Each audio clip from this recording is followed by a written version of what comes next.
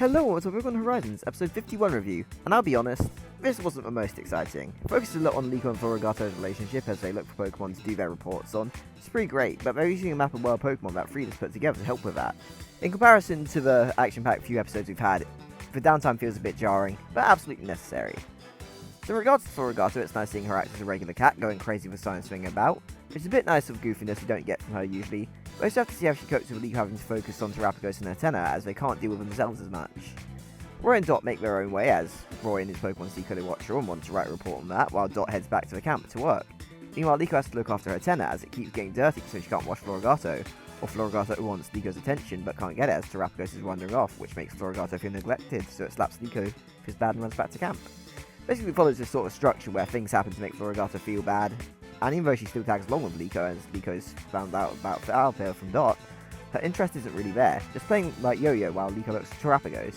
And even after Liko's Pokemon are separated from her, and Terrapagos is stuck upside down, it takes a while with both of the others, like Hatenna and Terrapagos, pushing Floragato to get Floragato to flip Terrapagos back up so it can move again.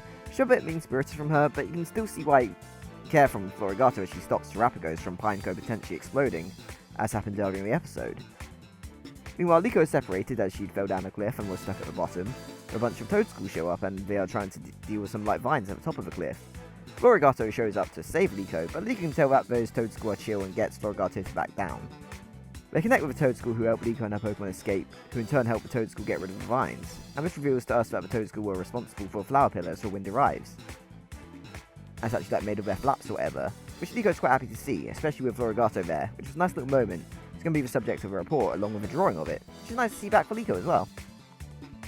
So yeah, this is definitely a simple one. Floragato is definitely justified in being a bit upset.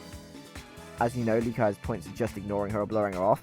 Maybe not intentionally as she has to look after the two other little miscreants, but in the end it just reaffirms her love and care for her partner Pokemon. Especially as they look on at the flower pillar together. I do like that it's pretty much just a Liko and Pokemon episode. Roy and Dot don't have much of a role here, and that's great. Focus on who needs to focus. There just weren't really any feels here at all.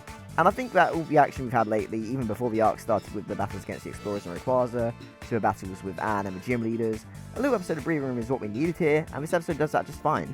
It ain't really one I'll be revisiting much, but it does what it sets out to do absolutely fine just by delivering us a cute little episode.